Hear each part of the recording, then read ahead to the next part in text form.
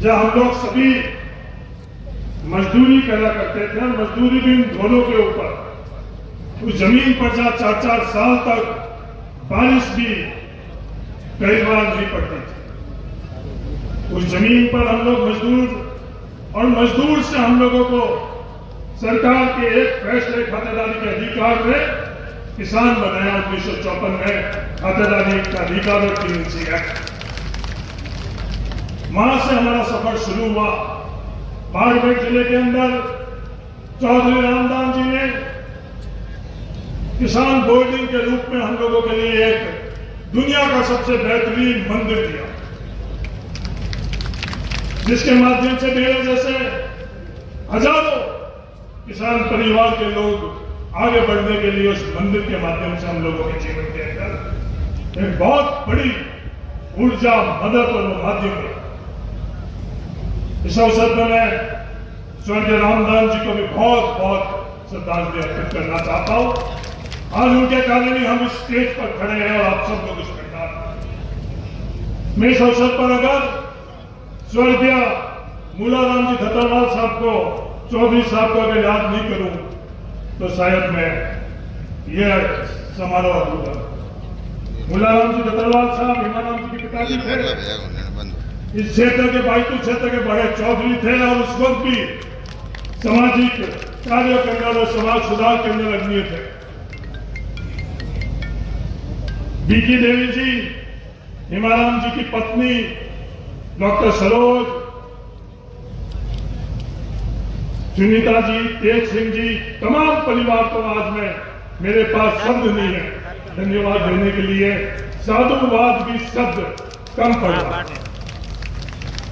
आप जिस सोच से, जिस मकसद से आपने ये काम शुरू किया, लाखों की तादाद में आप सब लोग यहाँ पधारे हो, उसी सोच और उस प्रयास को बल देने के लिए आप पधारो, इसके लिए आप तमाम लोगों को तहे दिल से धन्यवाद देना चाहता हूं। जहां तक मेरी समझ है, राजस्थान में नहीं, हिंदुस्तान के अंदर किसी किसान परिवार ने इस तरह का संस्था और इस तरह के भवन का निजी तौर के ऊपर निर्माण नहीं किया। अगर कहीं किया हो तो वो मेरी नजर के अंदर नहीं। इस भवन के माध्यम से बाड़मेर जिले और उसके आसपास के 36 कौम के जरूरतमंद छात्र योग्य बनेंगे और सक्षम बनेंगे, अध्ययन करेंगे, संस्कार प्राप्त करेंगे, योग्य बनकर आगे बढ़ेंगे। आज उस योग्यता के बावजूद भी हम लोगों को संघर्ष करना पड़ रहा है। ये संघर्ष उसी तरह का है जब हम लोगों को खातेदारी का अधिकार मिला था, तो उस वक्त भी व्यवस्था के अंदर बहुमत उस खातेदारी के अधिकार के सामने खड़ा था, पर कुछ चंद लोग जिनकी सोच उस खातेदारी के अधिकार के माध्यम से हम लोगों को आगे बढ़ाने का अवसर प्रदान कर रहे थे, उनके माध्यम से हम लोग आगे बढ़े। वो अलग बात है, उस खातेदारी के अधिकार के माध्यम से हम आगे बढ़े। वो कृषि क्षेत्र आज उसी देश के अंदर उस सोच जो उसका विरोध कर रहे थे वो सफल हुए, और हम लोग आज संघर्ष कर रहे हैं इस कृषि क्षेत्र को आज जो कमजोर और लगभग खत्म कर दिया गया। इसके कारण खानापार के एक शिक्षक सारण साहब ने पिछले दिनों में गन्ना करी, लक्ष्मण जी डेलू ने मुझे बताया, जो बाजरी हम लोग बोते हैं वो 42 रुपए के अंदर हम लोगों को घर में पड़ती है, और वो बाजरी आज बाजार में जब हम लोग बेचने जाते हैं तो उसके क्या भाव मिलते हैं। जिस तरह से ये कृषि क्षेत्र खत्म किया गया, उसी तरह से आज ये प्रयास किया जा रहा है किसान के और गांव से योग्य बच्चे जो किसान बोर्डिंग और वीरेंद्र धाम से योग्यता के माध्यम से इस देश के अंदर, इस व्यवस्थाओं के अंदर हिस्सेदार और भागीदार बने, उनको कैसे रोका जाए। उसी सोच के कारण चाहे वो जातिगत जनगणना की बात है, वही सोच, वही वर्ग, वही लोग मजबूती से आज जातिगत जनगणना को रोक रहे हैं, वो सफल हो रहे हैं, और आज हमको वो का वो संघर्ष करना पड़ रहा है। आज 21% के जगह 27% जो आरक्षण है वो हमारा हक है, कोई हम लोग भीख नहीं मांग रहे हैं, पर उसके लिए भी हमको संघर्ष करना पड़ रहा है। आज 21% जो आरक्षण है जब भर्ती होती है तो आरक्षण के अंदर हम लोगों को 0% और 1 और 2% मिल रहा है। वही संघर्ष हमको वापस करना पड़ रहा है जो हमारे पूर्वजों ने किया। आज हम लोगों को संघर्ष करना पड़ रहा है।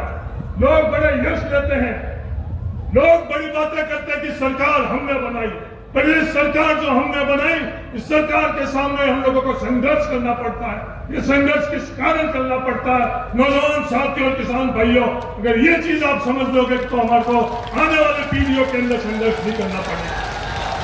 बहुत निर्णय है सुनीता जी और तेज सिंह जी जैसे जो हेमाराम जी की सोच को उस परिवार के अंदर आगे बढ़ाने के लिए अपना सब कुछ लगाया है। वरना आज के जमाने में आज की पीढ़ी सिर्फ अपने आप के लिए सोचती है और अपने परिवार के लिए सोचती है। मेरे इस अवसर के ऊपर आप तमाम लोगों से यही निवेदन है, जागृत हो, शिक्षित हो, संगठित हो, हक के लिए संघर्ष करो। आने वाले वक्त के अंदर सिर्फ हिस्सेदारी से संतुष्ट नहीं हो, आने वाले वक्त के अंदर व्यवस्थाओं के अंदर नेतृत्व हम लोग किस प्रकार से कर सके। हमारे आदर्श रामदास जी डोकिया, हमारे आदर्श गंगाराम जी, हमारे आदर्श हेमाराम जी ने जो संघर्ष किया है, जो इन लोगों ने पीड़ा के बावजूद भी इन लोगों ने हम लोगों के लिए एक मार्ग प्रशस्त किया है। उस मार्ग पर बढ़ते हुए हम लोग आगे कैसे बढ़े, आगे बढ़ने के लिए आप सब लोगों को शुभकामनाएं। और तय दिल से मैं सचिन पायलट जी आपको भी धन्यवाद देना चाहता हूं कि आपने समय निकालकर, आज भी नहीं, जिस दिन हेमाराम जी चौधरी साहब को सबसे ज्यादा जरूरत थी, हम परिवार के लोगों के बाहर जाकर चंद लोग ही हेमाराम जी चौधरी साहब को व्यक्तिगत तौर पर संबल बढ़ाने के लिए आते थे। उसमें आप उस वक्त जब आप आते थे, वो ऋण हमारे लिए सबसे बड़ा है। आपका पद, आपकी राजनीतिक ताकत से जो आप लोगों ने दिया है, उससे बड़ा जिस वक्त हम लोगों को उस चीज की जरूरत थी, आप सचिन पायलट जी आकर आप हमारे परिवार के साथ खड़े रहे। तय दिल से आज मैं सार्वजनिक तौर के ऊपर आपको धन्यवाद देना चाहता हूँ। धन्यवाद। जय हिंद, राम राम।